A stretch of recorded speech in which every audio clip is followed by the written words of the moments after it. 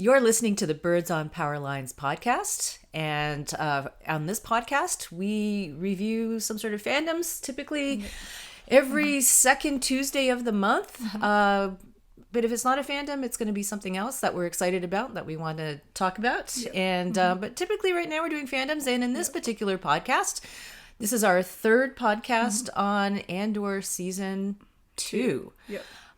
So if you want to hear our other podcasts, please check them out. We are here on YouTube for video, but we are also on audio platforms. And if you are joining us there, we are more than excited to have you listening. So we typically, very often, we watch our things together. If you haven't heard us before, we watch together. And then after each episode, we talk about, we write down or reflect on our episode, and then we sort of save that up for when we do a podcast. So and then we talk about it. Yeah, and then we talk about it. And in this episode, we are doing the last 3 episodes of Andor season 2. So the first podcast on Andor season 2 was the first 6, which ended up being a little on the long side for us, because we tried to do this in one take, which is insane. So we did that, and we thought the last half we'll do 3 and 3, so it's a little bit more manageable. We should do live streaming one day. We could do a live stream. Do that one day. But sometimes there's some expletives that come out when we're watching stuff. I guess that's true. Because we get Maybe into not. maybe we shouldn't do that. Not. It's just like, okay, because because I always say that kids can watch this, so but maybe they hear that kind of stuff anyways. I don't know. Anyway. But yeah, it depends. I guess it depends on what we live stream. So just to let you know. All right, so let's get right into it, because that's probably what you want to hear us talk about. So do you want to go first on this one? You go first. I don't remember. Okay. You go first. We take turns. Okay. So the episode 10 is Make It Stop. Yeah. I just want to reiterate, I really like how they always work like that the line of the title of the episode is always something that someone says. And I really like that they do that. That's nice. Okay. Yes. I like episodes with consistent naming. Yes. A consistent name scheme. I like that. Anyway, so I feel like in the beginning of this one, so of course we see Luthen going to meet with Lonnie, and I feel like Luthen kind of feels, I feel like he feels that his time is like coming to an end. Like I feel like, especially in there's an edge, right? Yeah, and I think he's just and he's already said that earlier, right? Yeah. He's getting exhausted. And he like also like he almost argues, not kind of argues, but he verbal sparring a little bit with Clea, like that, like he says that they've used up the perfect, and I feel like in retrospect, I feel like that is why he kind of almost self-sacrificed himself for. Yeah, but even like in our last podcast, like I just feel like he's tired. He's tired, but in our last podcast, we were talking about the difference between Cassian and Luthen. That's true. Yes, and it's almost like Luthen's been doing this for so long that he doesn't know that he doesn't really realize that he's sort of lost touch with. Like I think he understands that some of the stuff they have to do is pretty terrible. Yeah. But then also like in retrospect with this episode, like the the first time we see Luthen, he's in some kind of war. I was trying to figure out which war this is. Oh yeah, when Clay is reflecting back, it's probably like the Separatist war or something like that, because I'm not really sure which one it was. But he's definitely not on the right side. Yeah. He's taking part in whatever war. He's part of the group that's doing the nasty. He's doing the bad stuff. Yeah. Going and doing not nice things to people. Yes. Yeah. But yeah, I just feel like he's just been fighting for so long that he kind of just doesn't. He's exhausted. And he's completely lost himself in it, and that comes up later. Yeah. So then in retrospect, like I do feel like that it does make sense, like what happened to him. Like I guess that does explain why he just didn't like get out of. I don't think he wanted to either, because given what's going on in Yavin, I and also like everyone doesn't like him. he pretty much doesn't have a place to go anyways. Yeah. And how would he fit in? Like, I mean, the rebellion was what it was at the beginning, and then it has changed, and he doesn't really fit. And now it's almost kind of becoming more organized. Yeah. Well, I got other thoughts on that, but yeah. Yeah. And anyway, so I noticed, like, when Dedra came to Luthen's shop, like, I remember I pointed this out, like, and you were like, what are you talking about?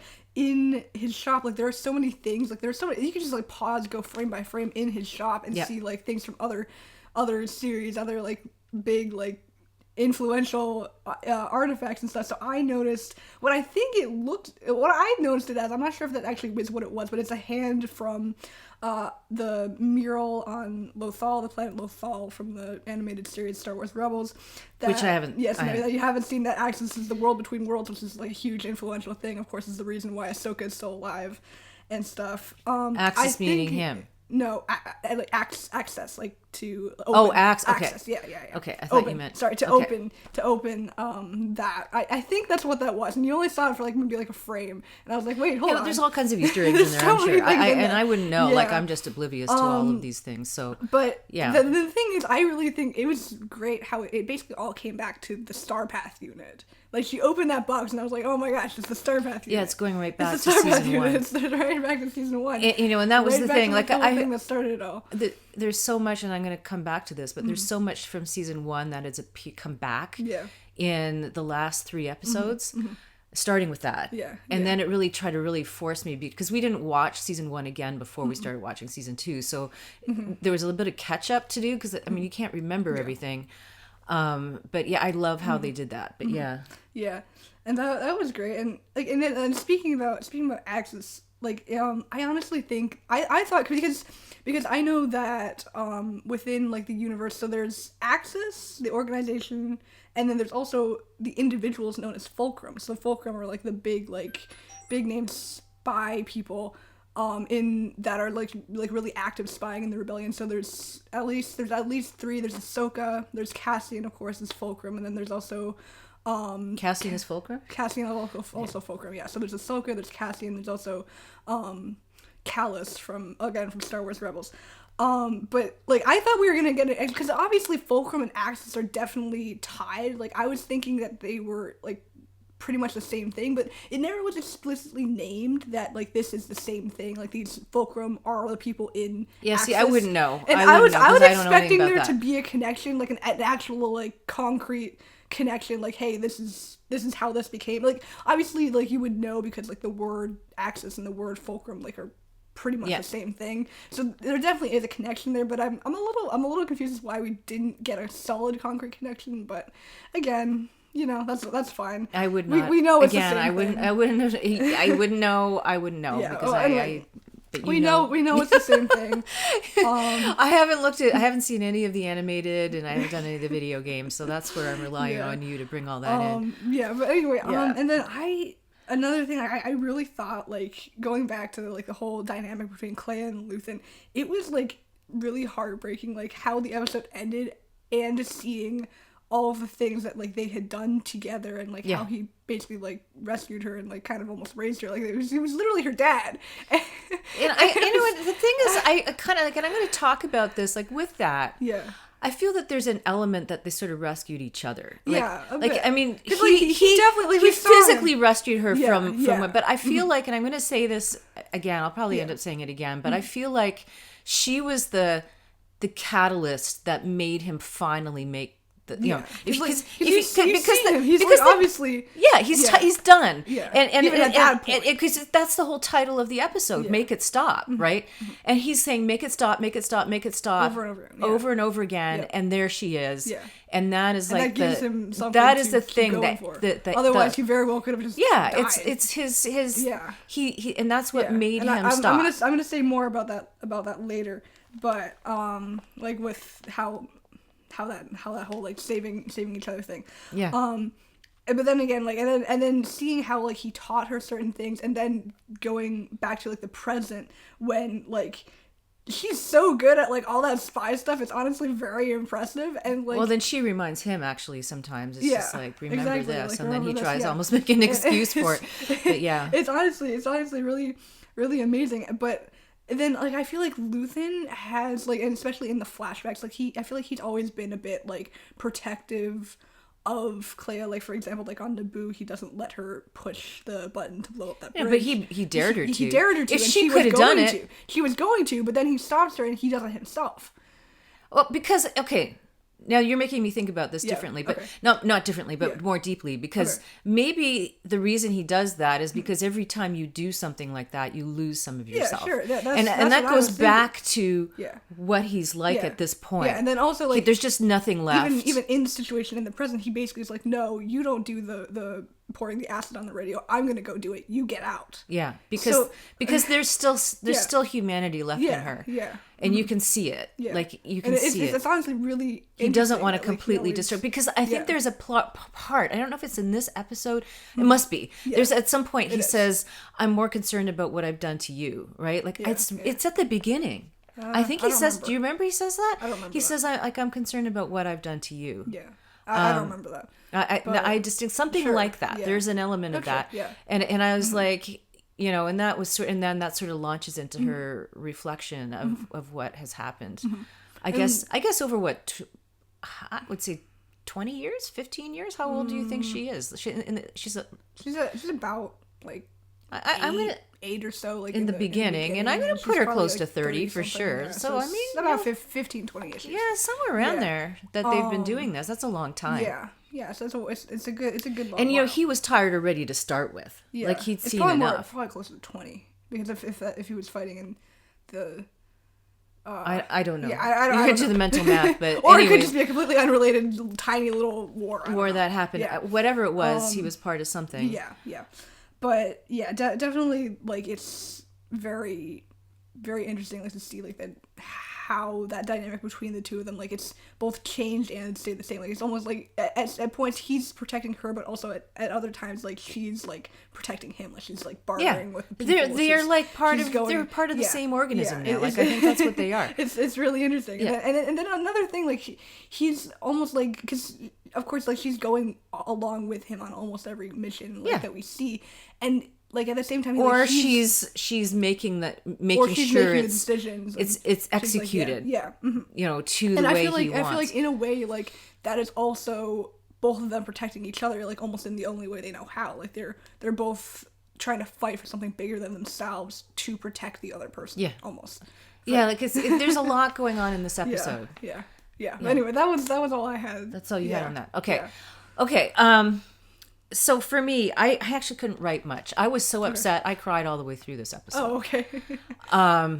You did? I did. Oh. I was like, it was so hard to watch because you knew what she was going to do. Like, actually, I honestly didn't see that coming. I saw it coming because there was only one way out. As soon as I saw them taking him to the hospital, I was like, I thought he was just gonna die. No, I thought because Dedra wanted him alive. Yeah, so sure, I mean, even in our medicine, you can keep people alive, right? Sure, so you imagine their medicine, you can bring somebody back enough like, if you can torture them and ask them questions. You can put a massive burn victim in a Baxter tank and keep him on life support. You can live so that's what you're dealing with in this universe, and so there's two things that she had. So there.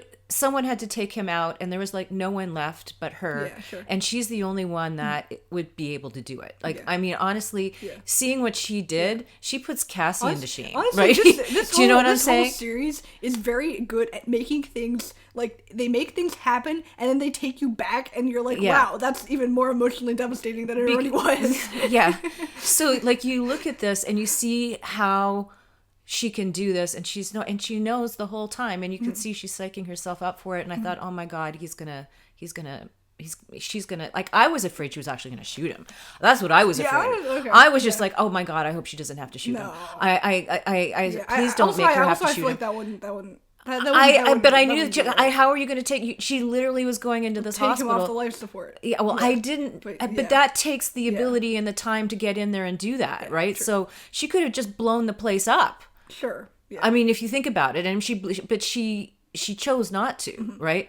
And the fact that she could get in there, I feel like the fact that she should I'm telling you, that puts Cassie into shame. Like, honestly, she walked right in there. That's what I meant by, like, she's really good at the spy stuff. Like, she literally went through like 3-4 different disguises and just like, and it was like executed. And even though it was high stakes, it was like calm.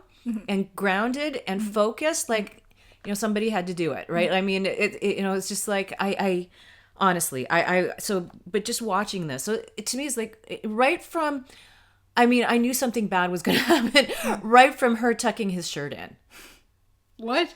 At the beginning. Really? It's like that, that is like a hook, right? Yeah. You show this moment of absolute tenderness, which you haven't seen, that was not ever apparent in any of the episodes, and here they are, because they live in the back of the store, I guess, and here she is being gentle and kind with him, and she's really usually method driven, cold, calculating, things that have to be done, and here she is being his daughter, like, basically. And the thing is, then you realize also that neither of them, that's their real names. Yeah. Right. So it's like, I can't remember what they called him, but that's definitely because he said, "You're Clea now." Yeah. Right. So I don't even but know honestly, what her name was. Even before, we don't even know that Luthen was enrolled under his real name or not, like in whatever. Well, but now you know it. But well, maybe, but I don't know. Who knows? So let me see what I said. So Clea has only one option, and then that's the other thing that really upset me as well, aside from what was happening, was the fact that they're invisible, right? I mean, kind of. They're invisible to, and this whole feeling about what's going on in Yavin, and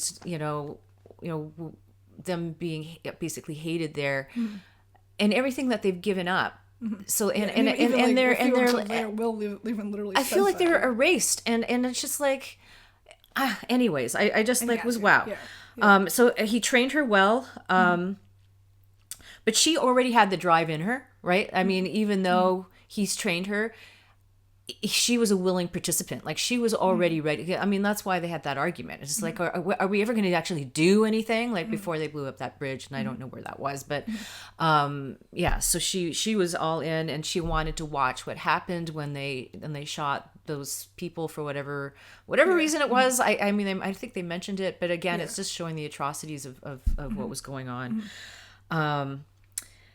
The whole thing was sad, and the acting was brilliant. I mean, stellanskarsgard, I mean, he's awesome anyways. But I never, like, her name is Elizabeth Delau. I don't know what I've seen her in, but she's like, she's awesome. Like, I mean, that whole range. And then all through that, like, I feel like they're like anchors for each other, like, Yeah. And then after, I mean, I'm going to talk about this more, but she's lost her anchor. Like, she's lost. Yeah, I'm saying. She's like, like, it's like she's lost herself. Like, and then the other thing I was thinking about, and I was thinking about it over and over again as we walk, thinking about it, and you kind of wonder, how did Luthen learn how to do all of this? Like, was he doing that but for the other side? Like, do you know what I mean? Like, he knew how to plan these things. He knew exactly, right? And then he's sharing that knowledge with her. And then, we can't not say in the store, and I'm sure other people have mentioned this, when Dedra says to him, "Is everything here real?" And he says, "There's only two items of questionable provenance in here." Yeah. And that is her and him, right? Like, I was just like, oh, that is brilliant writing, but I'm sure other people have come up with that. Oh, I do really like the through line with, like, him and Clea, like, being on, like, planets and stuff, and trying to, like, collect artifacts and stuff. Oh, yeah. So they're constantly doing that, because I guess he's figured that that's a way to earn money, right? Sure, and you can sort of not, you can sort of make it not anywhere. Right. You can go anywhere. You have a reason to do that. And it's sort of not traceable, right? But also it is, like, a matter of almost, like, conserving history, because, like, of course, like, we know that the Empire, like, already wants to, and correct me if I'm wrong, stuff, but the items that he has always has something to do with some kind of lost people, something lost or something rebellious. Right. Like, even if you think back on that scene where they're where they're trying to get the spiral, Yeah. And the items that they're talking about. Even, yeah. You know, and then, it's like you know, a way of them. You know, your rebel and is my hero, or whatever it is, or someone else's hero, or something like that. So there was that. But yeah, with that, that was good with Lonnie. And that was, you know, but we can't not. Oh, geez, poor Lonnie. Okay, and we've been discussing who actually shot Lonnie. Was it Claire or was it Luthen? I don't know if it was Luthen or Claire. Well, because we go directly from Luthen's meeting with Lonnie to him being dead, so that's why I feel like it's more likely for it to be Luthen. I don't know because I Claire wasn't even there. No, she was watching. Remember, she was on the comm, and then they took the gun, right? She had the gun. Did he also have a gun? Yeah, of course he also had a gun. Well, that's what I mean. You're kind of left with wondering. I don't really think it matters. I mean, it doesn't. But I just think it's more likely for it to be. Because then, first of all, they were in a public area. It would be a little hard for Claire to literally go all the way over there and then shoot. But she was listening, away. So she, you know, of course, that's how she knew, and that was on purpose because if something happened to him, then she would know. Yeah. But yeah, that I mean, absolute team. Okay, and then I have good to learn about the tragic story that brought them together. Both not real names. And then So these were like that. This is sort of what I was left with. But I think I've got everything because we missed some things. So we're going to come back to some. I'm going to circle around and come back to some other things that we missed. But this whole episode just left me sad. Like I just, when it was over, I was just like, okay, I'm done. You know, like I'm done now. You know, and then of course that leads into the next episode. So do you want me to start with usually we take turns starting with the episode. Okay, so are we? Yeah. Okay, so let's because they're basically seamless. They go into each other. Yeah, actually, at this point, do you want to say like what we? No. I'm gonna incorporate them in. Okay. Because we're gonna talk about them anyway. Okay. So, so 11. Who else knows? So I'll be honest a little bit. I had an inkling of this because we're recording this a little bit after, quite a bit after it's over. So it's really hard not to see, especially by the time the series, like by the time we saw the last episode, which was last night. But it's like what about 2 months after it actually ended. So it's been real hard not to see. It could be May started. No, it wasn't May. It didn't end. No. It ended in about June because it started airing at the end of May. I don't know, but it's been weeks. So, but the thing is that, it's been a while. You know, it's been on. So it's hard. It's been hard. So some of the things I didn't completely surprise me because you can't help but see it. But this whole thing with Clea going to the safe house and pulling them, deconstructing and putting, like, I mean, and you can see why she's doing it. I really like all the scenes in the safe house hallway. I just want to everything is brilliant. I love everything is brilliant. Everything is brilliant. Hallway scenes are great. Oh my god! And like especially I feel like in that Star Wars is kind of known for like famous hallway scenes. Wow. Okay. and you know. Anyways, so but see her shaking while she's putting the radio back together because she knows she's finished. Like she knows.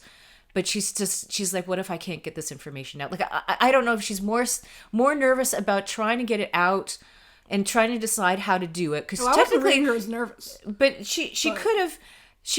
I mean, I guess she couldn't have messaged it out because they would have traced it. But I don't know. But you could see that she was. Well, no, she was like, she sent out a message anyway that was like, "Hey, come and get me." Help. Well, distress. Yeah. So I guess it probably was. But there was a huge risk in that, and of course, like we see. But as you're watching, she's mourning him at the same time, and she's still trying to, you know, and then having to do anyways. So it was just, and you can see like she's like broken, and that is the first time you see her like that. You know all the other, like all the first season, all the way up until this point in the second season, she's unflappable, and now she's just destroyed, and you know, and so she's just like, you know, ready to give up, but she has to get it out. And then the first thing she says when she sees Cassian is, "Of course it would be you," like you know, like. You know, and there's just that acknowledgement that he's the only one that could get her out. Like, there's just no way. And then, of course, she fights with him because I don't even think she wants to get out. No, she just wants to pass the message to him. Yeah. But you know, seeing him arrive there, that means it's like he's going to try to get her out, and she doesn't know where to go. Like she just. And the fact that they did all of this, and that she doesn't feel like she's welcome on Yavin. Like that destroys me. Like just like I'm so upset by it. Like you know, you don't watch these series and then realize that the rebellion has become snooty. Like, do you know what I mean? Like, this is the part that kind of really gets me. Like, and I think that, you know, they're not in it together. I mean, they are in it together, but they consider them, it's almost like a class system in the rebellion. Like, you know, we're the real ones, but the real ones wouldn't be there without the other people that did the dirty work. And this is and I think that's the part that really gets me, like all the way through this. I mean, aside from the stuff going on, like, I know I'm more attached to this kind of stuff than you are, but What?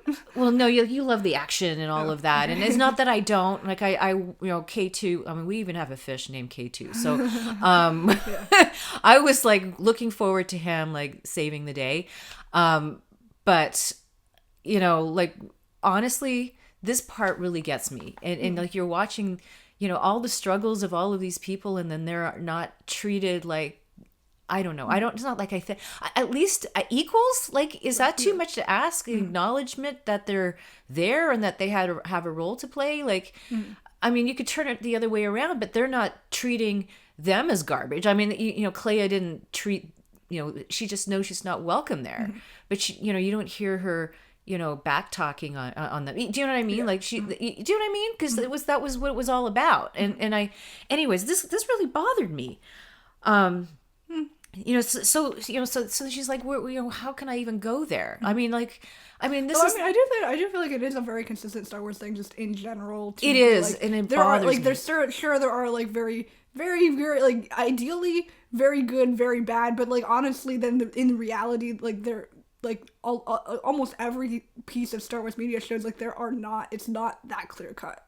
Well, and I think this is why I like. I think this is why I like Firefly so much, because everyone there is flawed. Yeah. Like, and they all know they're flawed. Whereas here, you get this like, I'm like this person, and I'm like this person. But even the like even like the original trilogy, like they're like it very clearly shows like everyone is flawed. But I like, think even, it bothers me more now as an adult. The main guy, Luke, that like can do no wrong. Like even it shows even he is very flawed.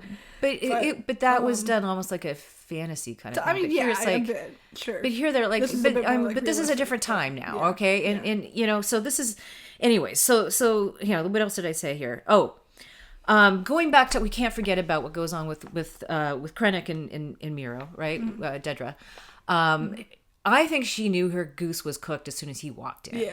I mean, there's no way that this guy. Her, of course. There is no way that this guy is going to come and interview her personally. He literally says, like, but I don't even think he needed to say that. No. Like, she knew. Yeah. And it's just, and the thing is, I'm still on the fence on whether I'm happy about it, or if I feel bad for her. I just think it's really pathetic, honestly. You know, kind of sad. But you know, it's like, but the thing is, she also did what she thought she needed to survive. I mean, you get a little bit of her backstory, and she didn't have it good, right? Yeah, she didn't have it good. The timeline doesn't quite work out, because I think we were discussing this, like, how old would she be if she was like, she's like this age, and then she said. But regardless, I mean, anyway. if you think about how, you know, what her background is, it's almost like she was made to be this person. Sure, yeah. Out of her, and she wasn't in control of it either, right? I mean, any more than Clea was in control of what happened to her, right? But I still don't feel bad for her, and I don't know if they're trying to make us feel bad for her. I don't think so. I don't think so. I think I wish I did feel bad for her. Yeah, but I don't think the intent was to But I'm also not happy about what happened to her. Yeah. Like, it's kind of a weird feeling that I have. Like, I mean, like, I understand how it got there, because she didn't. I mean, she technically didn't break any laws, right? No. Do you know what I mean? No. But they needed to blame someone. Yeah. You know. And Lonnie was no longer alive, so he couldn't suffer for what he did. So she suffered. Yeah, for I mean, honestly, I saw, like, at the beginning when Dedra was first introduced, for a good while, like, even though, like, she's a completely different character, she is very similar to a different character. Well, actually, like a little later on in the timeline, in some of the books, there's an Imperial Admiral named Ray Sloan. Okay. And those two characters are very, very similar, and both of them do, from what I remember, both of them do kind of end up in very, like, sort of similar ways. Like, basically, they try and, like, play the game, and like I don't even think it's a game with her. I mean, they, she really they believes. She really believes in order, game the system and that's like, the same thing. Like, and then kind of things just fall apart for them a bit. Yeah, and I mean, from what I remember, it's been a little while since I've. But I mean, she, yeah, I don't know. Like anyway. I mean, so she, but the calling her a scavenger. Yeah, that was interesting. That was an interesting thing. Parallel, yeah. I was like, right? Oh, Calling her a scavenger. Yeah. And I mean, and here she was, and I mean, now I'm thinking about it even more. I mean, that's what the rebels were doing too, scavenging, right? So... Well, that's what almost everyone is doing. Yeah, because you're in this, under this oppressive environment. And then it even comes back to the last episode where Luthen is like challenging her. Like, you know, and then of course she loses her freedom entirely, right? Yeah. So, you know, she even says like Luthen's even like gave her a speech like something about like, oh, the whole galaxy is gonna like disgust you because like everyone's trying to get a bit of freedom, and then she just loses her freedom like she's in prison. You know, and that's that's very ironic. So it's like it's, you know, and you kind of see that. You know, and then the thing is like going on with and then again it came up again. Like, I'm not sure why they so dislike Luthen and like going back. This is like going back to Yavin 5 because it came back up again, obviously in this episode. Because he's kind of more like scorched earth type of like all or nothing. And he's not trusting anyone. Yeah. But I mean, how could he trust anyone? Sure. He spent most of his life not being able to trust anyone. So, you know, and again coming back to that. So those were the two things. So Clea knows she's going to be hunted, so she give herself up, and then he, you know, obviously is going to be saved by Cassian. I mean, you don't know that yet, but I'm pretty sure, because so far, like as Cassian was saying in what, 2 episodes back, he's been very lucky. So you're just his luck is going to keep going, because we all know when it ends, right? You know, and then this thing with Dedra, that was a huge thing. And then, you know, going back to, you know, why they hate him so much. And then I really, you know, General Draven, yeah, that guy. You really don't like, I don't really care. You know, like, I really don't like him. But I guess that's sort of his role. Yeah. He had, like, I'm like, I mean, like, cause like he's doing like, I mean, he's almost like Luthen in a way. Do you know what I mean? But because he's the one that has to do. It takes all kinds of people to make a rebellion, I guess. Yeah, and like we got the General Dravens. We also got the General Syndulas. Like we've got like he's doing the unpopular business, right? Sure, like that's sort of what's going on there. So there's that, and then, you know, and then. Yeah, and then and again, this one, who else knows, right? That is because of what Krennic is saying. Who else knows? I think that's all I have to say about this episode. Okay. I'm gonna let you go, and I'm gonna bounce off of you. Okay. I don't quite remember what I wrote. Yeah. Anyway. So now we're going right back to the beginning of the episode. Yeah. So honestly, I just thought it was really kind of almost humorous how, like, initially the people from the ISB thought Clea was like 3 people, because of course not one person can just go can just go in and do that. Go in and do that. But like it was just her, and then like the I don't remember what the guy's name was. The was it Hirt? Was that the guy? Yeah, it was Hirt. Yeah, I don't know if it's Hirt or Hart or whatever. It was Hirt. Then he like was looking at the security footage and was like, wait, hold on, that's like all one person. How is she doing that? Yeah. Yeah. But that was I just thought that was humorous. And and about him going and getting help from advice from Dedra. Yeah. Yeah. And then her not even like trusting him. She's like, is this a test? Yeah. Like it shows, like, honestly, like even within the Empire, like it's honestly interesting thinking about it, like in the Empire, and then like they show this in a few other series as well, but within the Empire, like, even if you're, like, working together, you don't really trust anyone. No, whereas in the rebellion, you don't really have a choice but to trust everyone. That's a good thing to think about. It's and maybe that's why they don't like Luthen, because they all have to trust each other, and he doesn't trust them. Yeah. But again, how is he supposed to, you know, you can't just, Anyway, we've talked about this. Yeah. But then, like, honestly, that kind of makes Dedra's scene with Krennic, like, even more... Like I keep saying pitiful, but that's not really entirely the right word. Like it's just like it's not really pitiful or really wholly like pathetic. Like, I don't even know what the correct word would be. It makes me...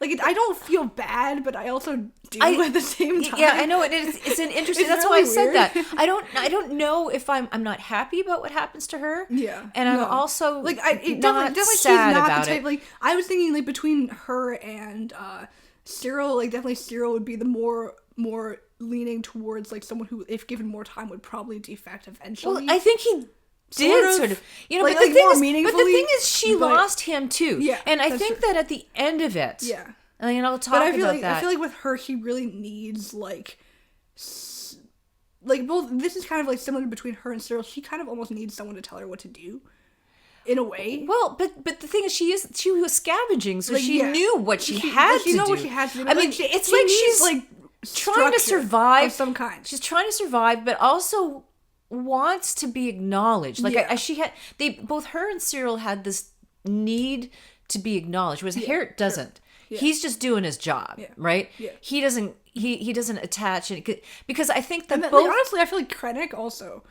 Well, Krennic he's just past the point of being... but then also I feel like in the same way, like especially like when we see him in Rogue One, like he constantly is looking for validation. He's like, this is my project, not yours. Yeah. Well, I guess there is a similarity, and that like type of and thing I guess maybe there is a similarity, because I'm not really thinking about like, Rogue One at this point. Honestly, I'm kind of really thinking like, but then we see like the people who really like truly go like very high up in the Empire, so, like the Tarkins, the Thrawns, like all of those people, they're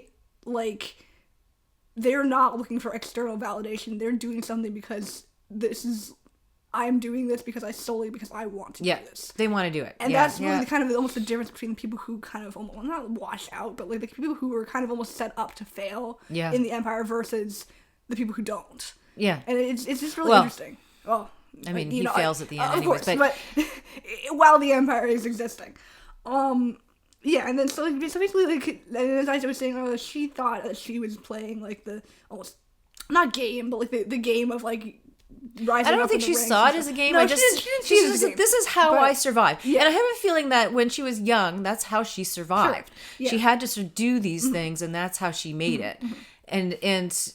Yeah, I think that's... But I feel like she was thinking, like, on a certain level, she was thinking that she was the one who was able to, like, manipulate people and find out things and do things in a way that would benefit her, but really, it was kind of just her getting used by, like, both, like, Krennic and Podbean. There's an element of her just doing her job, and then another element of her... Wanting to succeed, move up, because she started at the bottom, right? Which, I mean, in a way, to her credit, she managed to go up all of that essentially by the book. Like, I mean, she didn't... Yeah, she didn't, like... Now that we know... but she's conditioned and brainwashed to the fact that she's not insensitive to what's going on. Sure. But that's totally not her fault, right? So it's like, it's really interesting. But it's like even like an interesting parallel, like, so we're saying like between the Empire, no one trusts anyone, but then we go like directly parallel that to like the whole like Cassian, K2 and Melshi like banter that's going on. And this is the perfect place to bring up Melshi, right? Oh yeah. Because in a past episode we were trying to remember who was the guy who had the gun. Because when Vel identified the gun, and we were thinking that it was a gun from Gorman, and it was right because they did that arms because thing. We didn't recognize Melshi, and then I looked back and I was like, wait, hold on. Melshi, and it's Cassian's gun. Oh my god! And it's just like, so we had to correct that, right? So that was so that was from season 1. From Narkina 5 when they Melshi was in Rogue One, wasn't he? Huh? Was Melshi in Rogue One? Yeah. Yeah, he was. Okay. Yeah. I can't remember. Yeah. He's there. Yeah, he was. So I mean that is, I mean, as far as I remember, he's anyways. I think so. Yeah. He is. Was. That means he also died. Probably. Yeah. It's time to watch Rogue One again. That sucks. But there's the plan was that we're gonna watch Rogue One after this. Whether we're gonna do a podcast including Rogue One, I don't know, but we could. Depends. We got other things planned, but yeah. So that was the thing that one of the things that we wanted to go back on. Yeah. And I think for me there was one other thing that I wanted to go back on. Yeah, sure. Why don't you say because you're talking about being in the treehouse, right? Because the three of them are in the treehouse playing that card game, right? Yes. I think they call it the treehouse. I think they call it that. I think they call it elevated, but it's not. I think they call it the treehouse. Anyway. But the thing with the house without the door. So there's a thing that I was waiting for in actually in our last podcast that I forgot to say. Because of the fact that we're doing this later, there's this whole thing and the image of Cassian standing in the doorway, and that essentially being the symbol for the rebellion, right? So the circle with the thing in the middle. And I was waiting for that. No, well, it's a symbol. And that brings me back to the whole... What is the rebellion? The whole symbolism and everything that... Nothing is not done on purpose, right? So him standing in that open circular doorway and him standing in the middle, meaning that he's the heart of the rebellion. And it is just like... You know, from everything, like what's going on and not respecting each other, but this is like, to me, and I was waiting for that because I had seen some people talking about that online. I was like, I don't want to see it, and then I was like, oh, that's the doorway, and that was like before he knew that Bix was gone, and he's standing in the doorway, and I thought, oh, that is so beautiful, right? And then, I mean, in a way, it was nice that I had that in my head then when I saw it, because I didn't notice that at all. Other people had spotted it, and it was so good. I mean, just him sort of silhouetted in that open doorway with the circle, and him in it being like an ode to that rebellion symbol, because he's a symbol. Even though as I said in the last, I guess the rebellion symbol was probably derived, like in universe, it's probably derived from the Jedi Order symbol. I don't know, but to me, this meant that even though he's being sort of invisible in the rebellion, he's sort of central to it, and I kind of like how they did that, because I know that was done on purpose. So that was the other thing. So it was Melshi and this that I wanted to talk about. But so card game. Yeah, and I think it's really interesting how like the three of them, like, because like, you know, K2, like we see that like it's basically like what about a year, right, between so it's not a very long time, but the three of them already have. He still should have said thank you. Yes, I was going to say that. Yeah, but that's in the next episode. But he still should have said. And it's like, it isn't until Rogue One that he says something. He acknowledges him, right? I think. Yeah. He does. Like, I think he does a little bit, but like not. He doesn't like explicitly say like, "Hey, thanks for rescuing me." But oh my god. But anyway, and I honestly think that, like, it's a bit ironic that Cassian just, like, a little while ago, I guess maybe a year or so ago, was telling, like, Luthen himself, like, he literally, like, went to Luthen's shop to confront him and be like, hey, like, I don't want to do this anymore. Yeah. But then, he's the one who, like, drops everything and goes, like, I gotta go. Yeah, and I think that he's empowered because Bix told him to do it. Yeah, probably a bit. You got to do something, and I think that there's an element of that. Yeah, and and honestly, like, watching the whole thing with the radios, with the ISB and the radios. And like, so the ISB radio, the one that they're in with Luthen's shop, the one that Clea has in the safe house, and the one that Cassian and his team have. Yeah. Like, watching, like, the three radios, and, like, they're all trying to, like, almost, like, confuse the other ones. It's like fractal, called fractal radios. Yeah, fractal. I don't know why they call them fractal, because I know what fractals are. I guess because crystal. It's probably powered by crystals. Crystals, okay. Yeah, because more than likely that's probably how, because they're not able to trace them, so they probably are linked with the crystals. Oh, I see. Maybe. Yeah. But it was so nerve-wracking, like, watching the ISB, like, be able to track Clea, and, like, they're getting closer. They did this so well. I mean, you know they're going to get out. Yeah. I know at least Cassian's going to get out, but the way they do it... But you don't know about Clea. You honestly don't know. You don't know. Yeah. And it was so nerve-wracking, but it was also so well done. Yeah, I mean, the whole thing is a masterpiece. Yeah. I honestly believe that, and I think that this, penultimate episode is like the last one. My favorite word. I used it correctly, didn't I? Penultimate. I learned that from Lemony Snicket because I didn't have that in my vocabulary. I did too. You learned that from me because I learned that from you. Anyway. Anyways, I think this episode was sort of like the last one, and into the, like, right at the beginning of the last episode when we're done with the action, and then we're setting up Rogue One basically. But yeah, and then last, like, two things here. I absolutely love, like, segue between this episode and the next episode. I love just the whole thing with K2 just absolutely demolishing everyone. Yeah, and I you know, that. and I was looking forward to that. I saw that in the trailer, and I was like, I want that. I want to see that. I'm waiting for that. And I kind of feel like he was just like, oh God, man. Yeah. Like, and you like, get this entire time, like, I was getting like a real, like, because one of my favorite lines in Rogue One was that, like, when Kitty 2 is like, you know, you're right, I should have just stayed on the ship after he saved them. You know, this entire thing, what's his name? Alan Tudyk. Tudyk? Yeah. Like, he's like such a, like, he's very good. He's like the voice acting that he is. Sassy and like droid. That's why Very he's like good. recruited for every droid in history now. Yeah. Like but I mean, but you get his physicality from it because of the way they did. Of course, like, you know, it's motion capture. Like so it's his like physicality.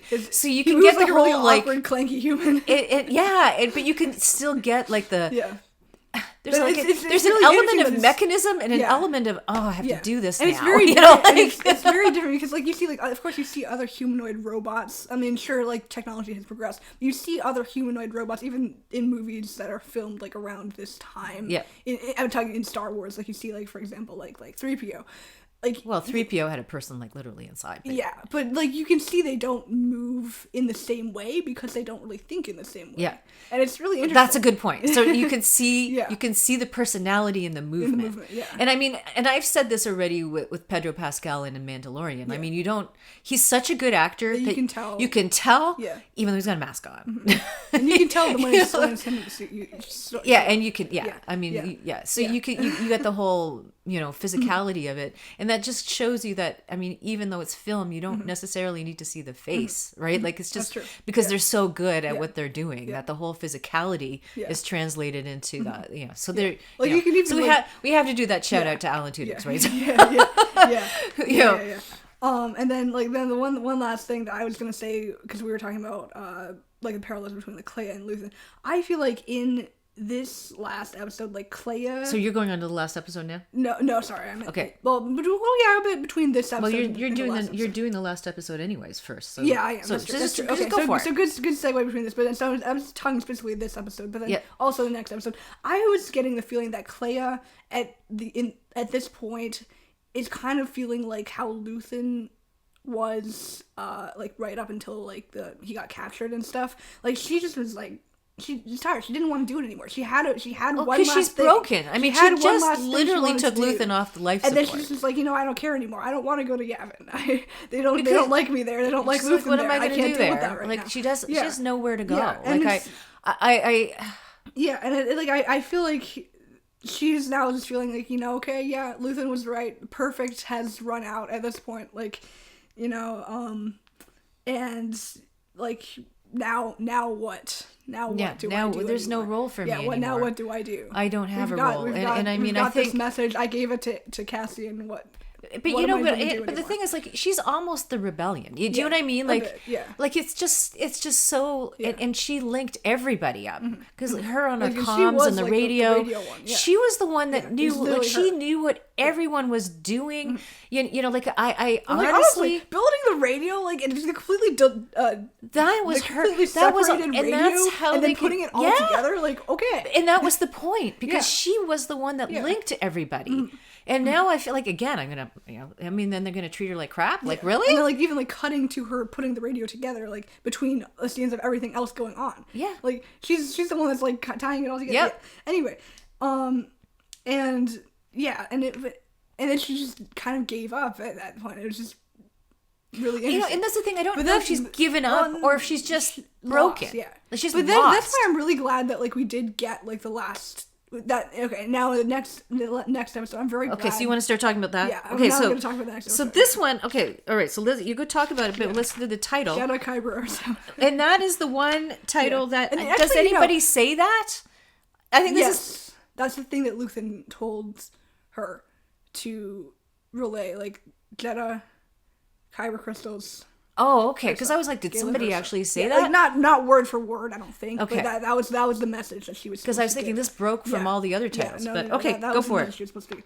And actually, now that I'm thinking about it, Jedda's planet with all the kyber crystals. Yeah. Of course, with the Guardians. Yeah, I had to look that up. I forgot. Yeah, but I'm just thinking, I had to look it up. Jedi. Hello, wait, hold on. Well, that's because the Jedi were on there. Yeah. I went back and it's just funny. Thank you, Wikipedia. Yeah, I had to look it up again. I couldn't remember. Yeah.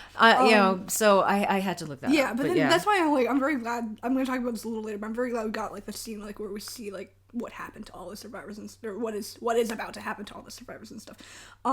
Yeah. So then back to the beginning of this episode. Okay, yeah, let's keep going with K2. Yes. Very good. He's just absolutely wrecking everything, and even now they're still trying to convince Clea that she should go. Yes. I'll say, coming back to the cinematography, and I was worried he was going to be. I loved the shot that they had in walking out of the.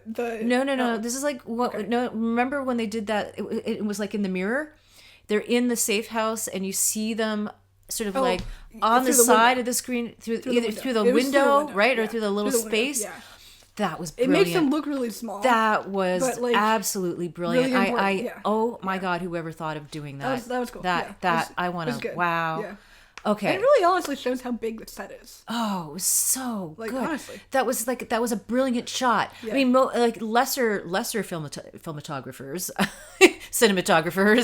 would probably be in this thing, going back and forth between of them, and then doing over the shoulder this and this POV. He did like the whole thing through the. Oh wow, that was so powerful, and it was just. Anyways. Yeah. That was amazing. Okay, go on. Yeah. Keep going. I had to bring that up while you were talking. Yeah, it's almost like anything can be happening in the little windows. Oh, it's amazing. Okay, but you're the hallway person. Yeah, and I really did like that scene, and especially my favorite shot in the episode was when Melchi like literally walked into the stormtroopers, and they're just like standing there like deer in the headlights. He was like, "What do I do?" And then he just runs. That was great. They don't move, and then he does it anyway. He does it anyway. But I was like honestly a little bit, because I couldn't remember if he was in Rogue One or not, and I think he is, but I couldn't remember at the time, and I was like, "Wait, hold on, is he going to die?" I was really angry, but I could be completely wrong, but at least he was fine. But like, yeah, but I really liked the scene when K2 was walking out of the Imperial shuttle. After like we see like down from above, he's just like violence. We see the officer like just completely like, and they're trying to bring him back on the. And then he's just walking out. And the fact that they couldn't call for backup because of the blockade, because they scrambled the signal so that she couldn't get. But also because the other people were so busy executing nonsense parts of the order. Yeah. You know, for the quarantine order or whatever it was, or whatever it was, there was nobody to come, and then so they kind of almost like shot themselves in the foot, and they're flying off, and the other guys are now going there, and they're like, I really like how that keeps happening, like, and it's just bureaucracy at its finest. It's just like they failed due to bureaucracy. It's just oh my God. And like the thing is, the Cassian still forgot to thank K2, and then that makes it even that even hits even harder, like at the end when. Like if in Rogue One, when K2 sacrifices himself for like Cassian and Jim for the mission. And if any droid has a conscience, I think he's aware of what he had done. Probably, yeah. And he, like he never outright acknowledges it, but he never says. Well, I mean, it was his program, but he does remember. But I think he remembers it. Well, of course, yeah, because he was talking about like, I was in the Imperial Parade and stuff. Yeah, like it's weird. Like it's a complex character to play, I think. And then that whole humor about when he wakes up Cassian, he's like, waking up humans is. Strange. Is always strange. Yeah. He just poked him. Folks, he poked him. Can't just turn you on. Yeah. That's brilliant. But yeah, and then like just and like another thing, like honestly, this last episode is full of like really like things that I very much like. The way that like people just flocking to the U-wing when on Yavin when Cassian is like coming in hot. They're like all the rebel leadership is like, this guy again, but. Except for like maybe I think they're all cheering for him a bit, but like they kind of like are doing it like they kind of like honestly they're kind of all jerks a little bit, but like the normal people, like the people on the ground, they're all like running to like that's what I mean. The normal people are cheering for him. Yeah. I'm not talking about them. I'm going to talk. I have a lot. Okay. Anyway, big surprise. But, like, especially, and I really liked the pair. Like the first time that we were back on Yavin this season, like we see Wilman like walking through, and then like we slowly like go up to see like it's Wilman.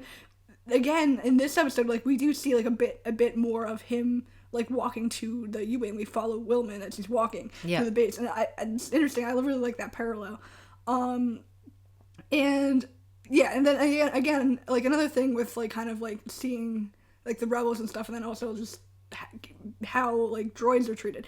And honestly, I'm noticing this quite a bit, like in like Star Wars in general, but especially in this series. I'm really noticing how a lot of people like just don't treat droids well. They don't. Yeah, no kidding. They're like obviously in the universe they're literally like basically second class citizens and stuff, but like they treat droids like really badly, like, but except for like every main character. Like, yes. Almost every main character has at least one droid that they treat like as an equal, as a companion, as a friend and stuff. And like it's just really interesting. But then, particularly Rey. Yeah, sure, yeah, but like almost every main. Well, character, and Luke does that too. Almost every main character in general has droids that they value. And you notice because those main characters very regularly fix them. Compassionate, sure, and they actually fix them. And they actively fix them. True. Yes. So and then like we're seeing this like especially in this last episode with K2, like he's told by like Draven like, hey, go power down, and then like later on. And honestly, this series has kind of made me not like Bail Organa. Like, and then I'm gonna talk about that. And then Bail Organa is like literally like when he's talking about that. Why don't I just say it? I'll just say it right now since we're on the topic. Yeah.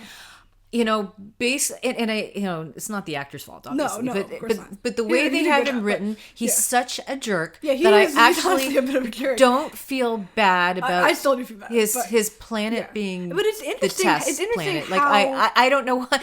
Just that he makes me so angry. It's interesting how it's almost like so we're arrogant. seeing him from a different perspective, because like in the Obi-Wan Kenobi series, of course, we're kind of seeing Bail Organa from Leia's perspective and kind of from Obi-Wan's perspective a bit, and he doesn't like. Yeah, but I mean, Leia is a little full of herself, anyways. Sure, like she always was. Yeah. I mean, but until like, the also end, we're seeing her like we're seeing Leia as a young child, and we're seeing obviously Bail and Obi-Wan were like friends and stuff. So like he seems to be a little bit more in a sympathetic way in that series, but then like a little few years later, then he like kind of is like really a jerk. So I'm honestly kind of wondering. And it's kind of weird. Yeah. But then again, he did put himself on the line. He did, so that Mon Mothma could so get maybe out. Maybe that is it. But like it's just interesting how like this series is especially taking like retrospective characters that we already know, and they're like, hey, this guy's kind of like a jerk. Yeah, like I mean, he thinks he's special, and I think, maybe that's my generational kind of thing. Like, I don't think anyone's special. Yeah. You know, like, do you know what I'm saying? Like, it could be, and someone who does that to themselves is, honestly, like you deserve what's coming to you. Like I don't know. Like so I agree. I felt the same way watching this episode, and it just got worse. Like but I didn't feel that like I was still like on his side when we were like when Mon Mothma, when she gave her speech and all of that. Yeah. But it's like these last two episodes, I was just like, man, that guy's a jerk. Yeah. But then again, like but then like in contrast, I really liked how basically Mon Mothma, like, I mean, because like we're kind of thinking of her like as like the kind of de facto leader of the rebellion and stuff. Yeah, but she knew Luthen, and she knew all of those people. I mean, Cassian got her out, so she saw him in action. I thought it was interesting that like how all of the other like senators and people were kind of like against, like they were like, hey, you gotta ground Cassian, and like, no, you can't do any of this, and hey, that was really bad, don't do that. But then Mon Mothma actually steps up and she's like, hey, no, wait, hold on, you can go to the infirmary to visit Clea. And like, she's... Yeah, because the thing is, and it goes back to when Cassian was getting her out. Yeah, like, she was still so protected I think in her sort of elite part of society. Yeah. She was aware, but not really aware. Mm-hmm. And I think that, these people are so good at being... regal and, whoever they are, that they just don't want to acknowledge that there's that really dirty part of the rebellion that they didn't take part in. Yeah. And I think it's interesting that how, like, basically, like, in the, like, the Senate episode, like, she almost kind of turned on Luthen a bit, but then by this point, like, when he's, like, confirmed dead and stuff, she's like, okay, maybe I should, like, hear, like, what Cassian, like, Luthen through Cassian posthumously has to say. Like she kind of has now like rethought that, and it's interesting. It's really interesting how we see like character growth. I really like that. Well, because she's also more humble, right? Yeah, of course, yeah, and she always has like been like, especially like we see more in this series, like she has been a bit more like in touch, a little like both out of touch and in touch with things, like, and especially we see the contrast between like what she could have been. So like we see like Perrin and the other guys. Like I don't remember. Basically, the mother-in-law.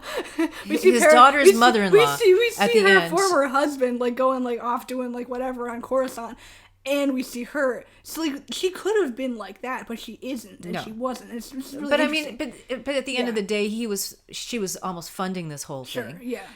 But she couldn't have done that without Luthen, and I think.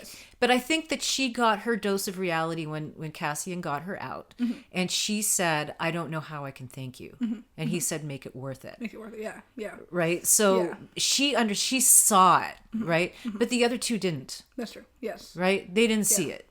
They just got out. Right. So. I think that's sort of the difference. But anyways, but to your point, I felt the same way. Yeah. Okay. So I don't need to say that. Anyway, and then another thing that like, so we were talking earlier about how like a lot of things in season 1 have really become important now.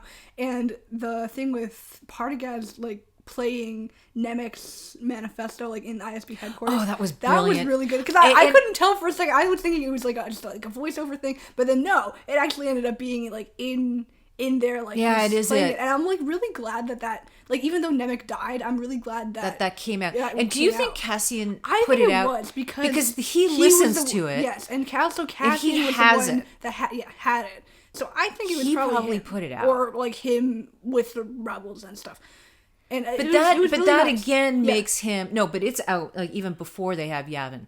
That's been out. So I mean like so that again puts him as like the fulcrum of the rebellion, and again coming back to that what I was saying about him being in the doorway and that symbol, because he put that out, and now you find out that manifesto is like being heard across the galaxy, and he's like listening to it, and I'm almost wondering if he believes it at the end. I think he does.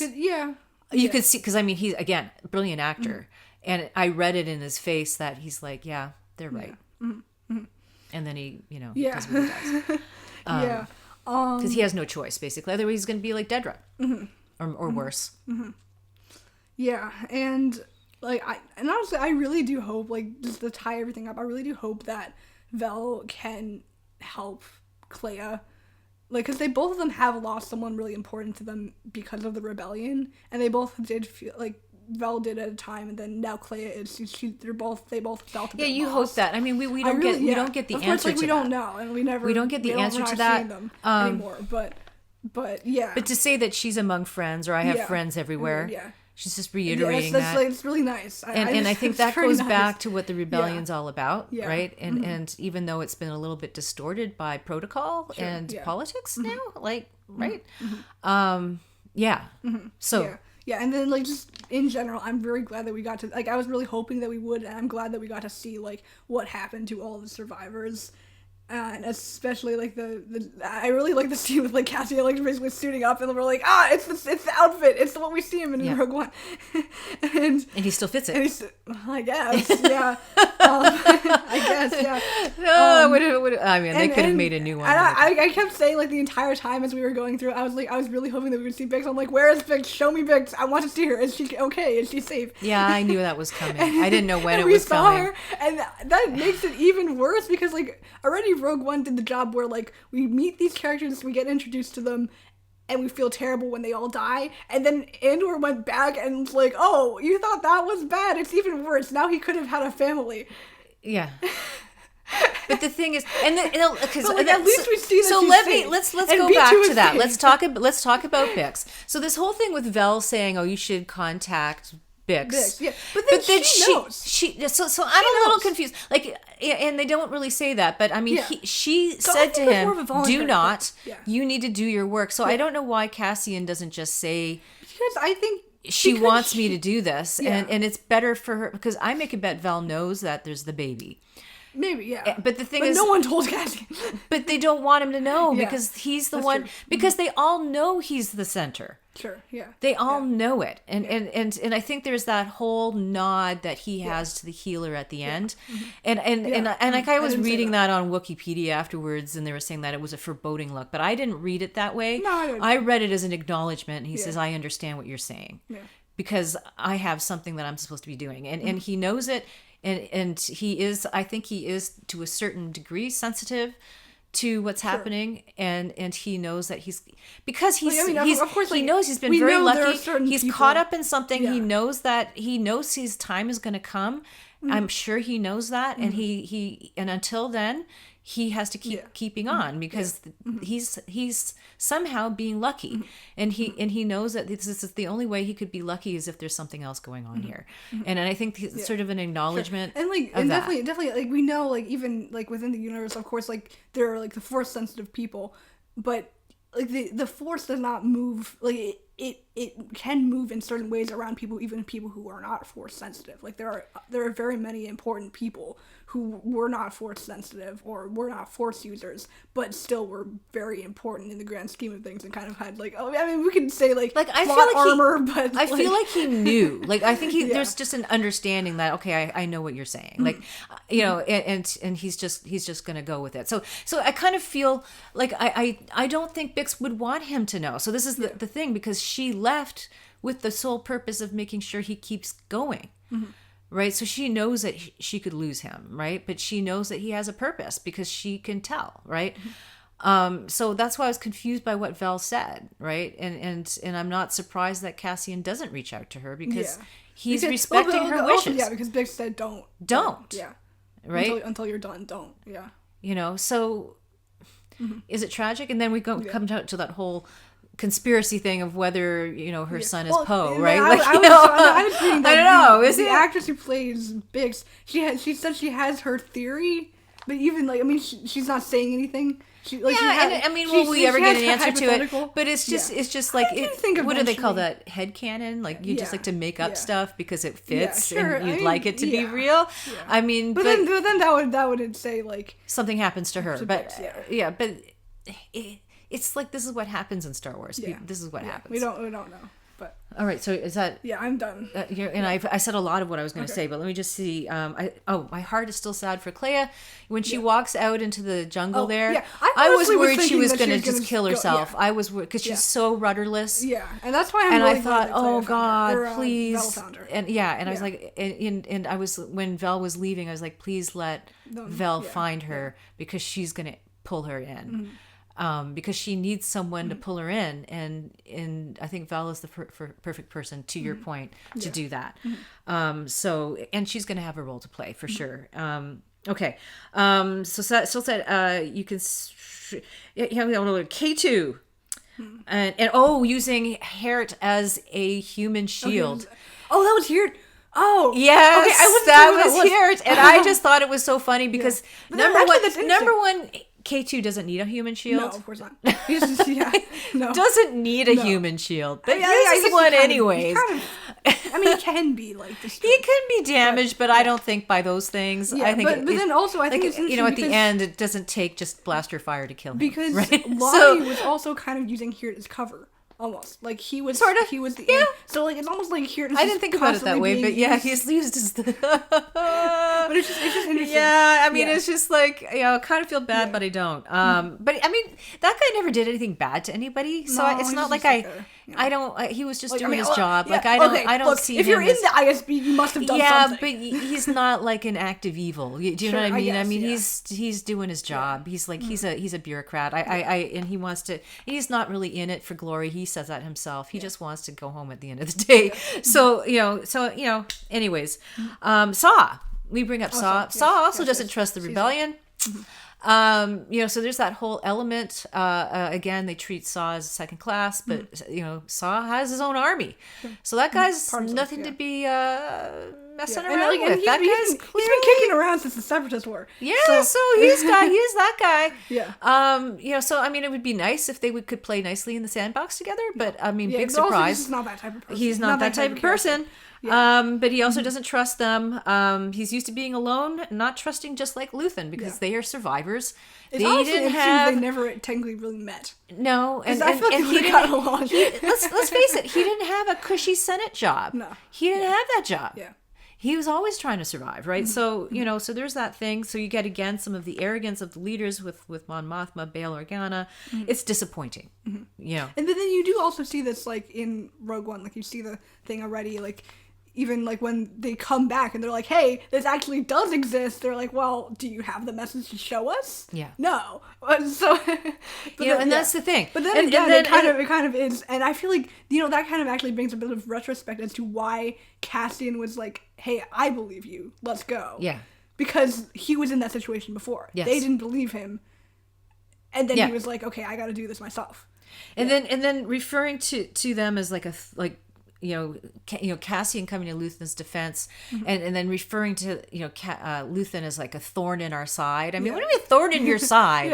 I mean, he literally helped Mon Mothma fund this whole thing. Like, and it's just almost like all their intel is from the network that he built. It's just incredible. He is like, and so it really bothers me. And then with that, there's Clea so hopeless. Like she's just like hopeless. And like I said, I was worried that when she was going to just walk out into the jungle and just because we know that there's stuff in the jungle. There's stuff in the jungle. There's stuff in the jungle. So there's this whole thing. So then the guy who won't speak to anyone, Tivik. Yeah. So we don't ever get that link. So there's something going on. There was something that happened in the year and a half that he has a network, and we don't see what happens. So I would assume it's probably the remnants of the Axis network. Well, there's a story. There's still more story to be told, and I'd like to learn more about that. We probably won't. No, probably not. Yeah. Then okay, so love that they brought back Nemik's manifesto. Did Cassian release that? I already said that. Wonder if Partagaz understood it at the end. And then this thing about, this thing with Bix. And I really doubt that Bix wants him to reach out to her. I really don't. Then the final scene, closing up those loose ends, going right into Rogue One. Reminded about Carrie, the sister. The sister. That we'll never know. But there's a whole story there. There's a whole story there. Yeah. And the thing is, would he even recognize her if he saw her? Probably not. No. Probably not. No. So there's a lot that they could do to play with that. Yeah. So yeah, Carrie. Sad about Perrin doing that and going around with his daughter's mother-in-law. That's really weird. Rune. I never know how to say that. Andor acknowledging the here. Oh, and don't forget B2. Yes, I'm glad that we finally found B2. Yeah. And the last thing I wrote down. Dedra in the prison. And then Dedra in the prison again. She's crying, and now she's like full circle. Now she's helping to build the thing because they're building the parts for the Death Star. Yeah. And of course, she probably knows that. Yeah, she probably does. Yeah. And there she is, and her crying there again. I feel for her. I understand where she's coming from, but at the same time, it's just like this is how. She's the scapegoat, and that's kind of how it goes down. And it's, But yeah, so then the last words I wrote down was series brilliant. Totally enjoyed it. One last thing. So and then in episode 12, this last one, they brought back the exact same title theme as used in episode 1. Yeah, I have to list out, like, you're so good with the music. I'm 90% sure it's the exact same. And by the way, talking about this one being good with music, if you listen to the audio podcast, this one wrote the song that you hear at the beginning at the end of this very years ago, 2 years ago, back when we first started. Wow. There we go, almost 2 years ago. This one is the music one. So to talk about that, I need to hear all 12 of these, actually all 24 of them. There are videos. There are also videos of all of them playing at the same time. I don't want to hear them all at the same time. But I do want to hear, and I want to hear the nuances of the differences. Because I know that they're different. I know there's more differences in the first season's ones than this season's, but they definitely did. Well, I'm pretty sure they did change it. I really did notice the one with the Gorman. Yes, that one. Yes. But they do change it every episode. I'm pretty sure they still do it in this season. Yeah. Yes. Very good. Mm-hmm. So yeah, that's all I can say here. Mm-hmm. So I think that's it. And I think this podcast is coming up around and with Sandman stuff, so we're doing that, and we'll be doing some other things. So please, if we hope that you enjoy this. If you listen to the end, thank you so much for listening. Thank you. And and again, why did we start doing this? Because we do these conversations anyways, so we thought let's share them. Yep. Why not share them? Again, thank you for listening. And as always, we want to thank you for being part of the Birds on Power Lines podcast.